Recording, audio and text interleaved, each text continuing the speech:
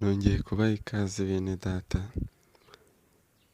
nyuma yo kukubwira umugambi w'Imana ku buzima bwawe, uyu munsi nkuzaniye impamvu utari impanuka.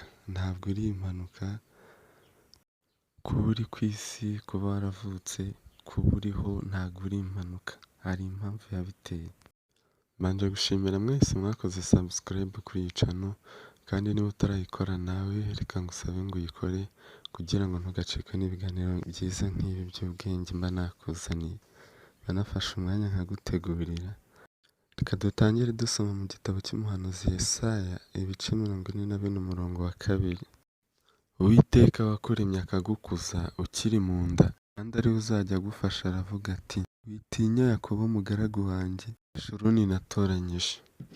Iryo ryari ikaze nari mbahaye ryo kukubwira uburyo utari impanuka uza ku isi, ko n'Imana yagutoranyije kera utari wavuka. Ntabwo uri impanuka. Kuvuka kwawe ntabwo byavuye mu kwibeshya cyangwa mu gucikwa. Ubuzima bwawe ntabwo ari nk'imvura y'impakano imwe igwa utazi uko ivuye ikagwa itakubye. Oya, ntabwo ari uko bimeze. Ababyeyi bawe bashobora kuba barakubyaye batabitekereje cyangwa se bibatunguye, ariko Imana yo yari yarabiteguye kuva kera.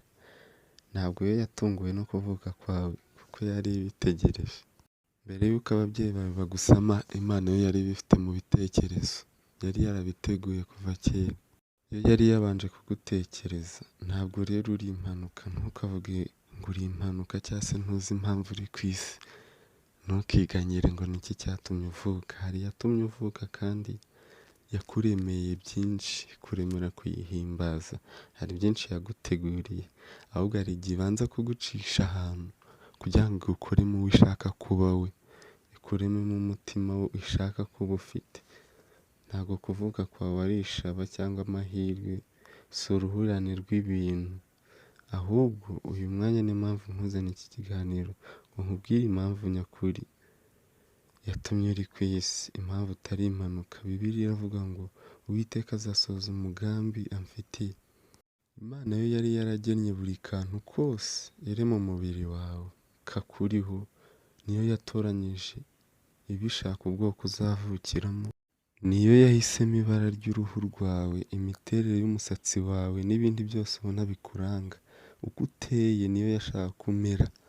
Niba uri mugufi niyo yakuremye gutya ibishaka. Niba uri muremure niyo yakuremye gutya ubishaka. Niba uri inzobe, niba uri igikara niyo yabihisemo. Hari impamvu kandi, si uko uruhu rwawe rutagira agaciro. Hari igihe uzabona ari rwo rufite agaciro. Iyo ndeshyo ufite, niba ubyibushye, niba unanutse, hari igihe uzabona ko ari wowe ufite agaciro. Icy'ingenzi ni ukubaha Imana kandi ukayubahisha. Bibiliya iravuga ngo uranzi wese imbere n'inyuma, n'amagufwa yanjye nta na rimwe uyobewe. Uzi neza uko naremwe, akantu ku kandi, uburyo naremeshejwe ubuhanga, nkava mu busa nkavamo umuntu. Nawe wakwibaza uburyo Imana yakuremye, ukuntu yakubumbye. Niho utinyira Imana, niho ubona ubushobozi bw'Imana, uburyo ushobora gukurira mu nda ya mama wawe ikagukuza, ikaguha amagufa, ikaguteraho inyama n'imitsi, ikagushyiramo amaraso n'umwuka, ukavuka uri umuntu. Aho niho utinyira Imana, niho ubona ubushobozi bw'Imana. Kubera ko Imana yakuremye ifite intego, niyo yagennye igihe uzavukira kandi ishyiraho umunsi uzamara. Uko byagenda kose ufite igihe wavukiye kandi ufite n'igihe uzavira ku isi. Yagennye gahunda y'iminsi yawe yose utarabaho, mama wawe atarahura na papa wawe. Ihitamo neza igihe uzavukira n'igihe uzapfira. Bibiliya iravuga neza ngo nkiri urusoro amaso yawe yarandebaga. Wagennye iby'iminsi yanjye yose mbere y'uko mvuka. Buri umwe muri yo wanditse mu gitabo cyawe. Iminsi yanjye yose, iminsi yawe yose yanditse mu gitabo cy'Imana. Imana yateganyije n'aho uzavukira n'aho uzaba ikurikije imigambi yayo ku buzima bwawe. Ntukibaze ngo kuki ntavukiye muri Amerika, Canada, Australia, mu Bwongereza n'ahandi. Hari impamvu Imana yahisemo kuvukira aho ngaho. Ubwoko bwawe cyangwa igihugu cyawe ntabwo ari impanuka. Nta na kimwe kikwerekeyeho yasize inyuma itabiteganyije. Imana yateguye ibyo byose kubw'umugambi wayo yari igufitiye. Bibiliya iravuga ngo Imana yaremye amahanga yose y'abantu ibakomoye ku muntu umwe. Murabizi twese ko dukomoka kuri Adamu. Buri shyanga irigenera igihe cyaryo kandi ibakatira ingabano z'aho batuye. Nta na kimwe mu buzima bwawe cyapfuye kubaho gutyo gusa. Byose bifite intego y'Imana. Igitangaje kurutaho, Imana yagennye uburyo uzavuka, uko wavutse uko ariko kose cyangwa ababyeyi bakubyaye uko baba bameze kose biramaze. Imana yari ifite umugambi kurema. Wenda ababyeyi bawe bari beza cyangwa babi cyangwa se ntibakwitagaho. Imana yo yari ibizi ko ababyeyi bawe bombi bakubyaye ari bo bafite muri ibi byangombwa byo kubyara wowe gutyo umeze, uko yagushakaga. Bari bafite amaraso Imana yari ikeneye ngo ikureme. Hariho ababyeyi batemewe n'amategeko, ariko nta mwana utemewe n'amategeko ubaho. Hari abana bavutse batunguye ababyeyi kuko batabateganyaga, ariko Imana yo ntiyatunguwe. Imigambi y'Imana yasohoreye muri uko kwibeshya, kabone n'uwaba yaravutse biturutse mu cyaha. Kwa kundi ushobora guhura n'umuntu ugasanga babyaye umwana, uwo mwana Imana iba yaramuteganije gutyo. Nta kintu na kimwe Imana ijya ikora itunguwe kandi ntijya ikora amakosa. Iba ifite impamvu ya buri kintu irema. Buri kimera na buri nyamaswa byangambiriwe n'Imana, na buri muntu yaremwe n'Imana imufitiye umugambi. Icyateye Imana kukurema ni urukundo rwayo gusa, kuko Bibiliya iravuga ngo isi itari yaremwa yari idufite mu bitekerezo kandi yari yaradutoranyirije kudukunda. Imana yatangiye kugutekereza mbere y'uko inarema isi. Urebye si nacyo cyatumye iyirema. Imana yaremye iyi si uko iteye kugira ngo dushobore kuyibamo. Nitwe yageneye urukundo rwayo kandi nitwe biremwa by'igiciro mu byo yaremye byose. Ndaguha urugero, iyo usomye mu Itangiriro igice kimwe umurongo wa 26, harakubwira ukuntu Imana yavuze ngo reka tureme umuntu ase natwe kandi atware ibiguruka n'amafi yo mu nyanja byose. Bibiliya ikongera ikavuga ngo yatubyarishije ijambo ry'ukuri kugira ngo tube ab'igiciro cyinshi mu byo yaremye byose. Icyo ni cyo kigero cy'urukundo Imana igukunda. Ako ni agaciro Imana yaguhaye. Ntabwo Imana ikora mu kajagari. Byose yabiteguye ibyitayeho. Uko abahanga mu miterere y'isi n'iy'ibinyabuzima bagenda basobanukirwa uburyo isi iteye, niko turushaho gusobanukirwa ko yashyiriweho twe abantu ngo tubeho. Yaremwe ku buryo butuma ubuzima bw'abantu bushoboka. Ndaguha urugero. Umugabo witwa Dr. Michael Denton ni inzobere mu bushakashatsi ku miterere. Yabigize umuntu wigisha muri kaminuza Otago muri New Zealand. Yaranditse ngo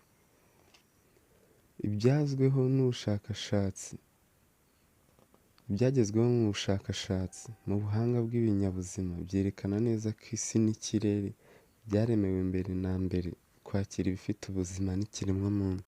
Kandi iyo ntego nkuru niyo isobanura imiterere yose y'ibigaragara bigize isi. Bibiliya nayo yari yaravuze ngo mu gihe cyashize imyaka ibihumbi, aho yagiraga iti Uwiteka yaremye isi, ntiyayiremeye kubaho ubusa, ahubwo yayiremeye guturwamo.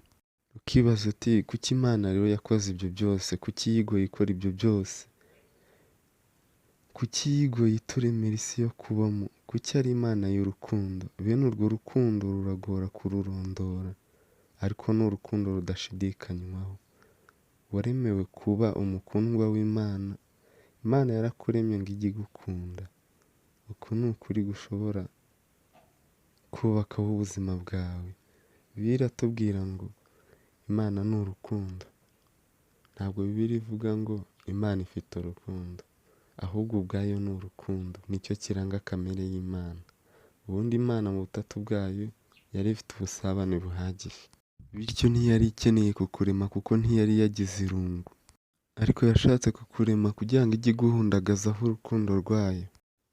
Imana iravuga iti, narabahetse mukiri mu nda, narabateruye mukivuka, nzabageza mu zabukuru nkibakunda, muzarinda imvi ziba uruyenzi nkibaheka, ni jye wabaremye kandi ni jye uzabaheka.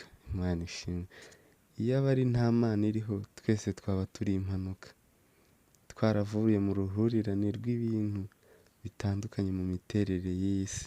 Icyo gihe nta n'impamvu yo kunkurikira wumva ibi biganiro waba ufite. Ubuzima nta ntego icyo gihe bwaba bufite, nta busobanuro, nta gaciro, nta kintu cyiza cyangwa kibi byaba biriho, kandi nta byiringiro byaba biriho hirya y'imyaka mike uzamara hano ku isi. Ariko ndagira ngo nkubwire, hariho Imana yakuremye ifite impamvu, nicyo gituma ubuzima bwawe bufite agaciro gakomeye. Ntukiganyire, ntukiteshe agaciro, ubuzima bwawe bufite impamvu kandi ikomeye. Wowe uri kunyumva unkurikiye, urakomeye, uri umuntu ukomeye. Ako gaciro n'intego by'ubuzima byacu dutangira kubimenya iyo dufashe Imana nk'urufatiro rw'ubuzima bwacu. Nkubwire igisigaho gatoya mu magambo magufi urushaho gusobanukirwa. Uri uriwe kubera impamvu, uri agace k'umugambi uhambaye, uri uw'igiciro kandi waremwe mu buryo bwihariye. Mugabo mugore w'inyamibwa ku yaguhanze, uko usa kose bigira imvano, iyakubumbye ntiyibeshye, igihe igusobeka ukiri iyo mu nda, ukavuka iyo yagennye kuba. Abakubyaye nibo yashimye, wigayo ubishima uko wibwira, iyaguhanze nibo yatoye. Ibasinyira ngo bakubyare, bya bindi byose byakugoye, Imana yawe yari ibizi. Yariranye nawe ubwo wari ubabaye, nyamara byose bifite intego yo gutunganya umutima wawe ngo ufate isura y'iyaguhanze. Hari impamvu yo kuba uri we, wabunga uko uri yaguhanze. Erega mukundwa, jya umenya impamvu, ibyo byose ni kubw'Imana. Reka nsoreze aha, mwakoze kunkurikira mwebwe, kambashimire, Imana ibahe umugisha cyane ku bakoze subscribe, kandi nawe utarayikora uyikore kugira ngo ibiganiro byiza nk'ibi by'ubwenge ntibikagucike. Ubutaha nzakuzana ikiganiro kivuga giti, ni iki kigenga ubuzima bwawe, ubundi uyobowe ute? Ubuzima bwawe ubutwara ute? Ni iki kibuyobora?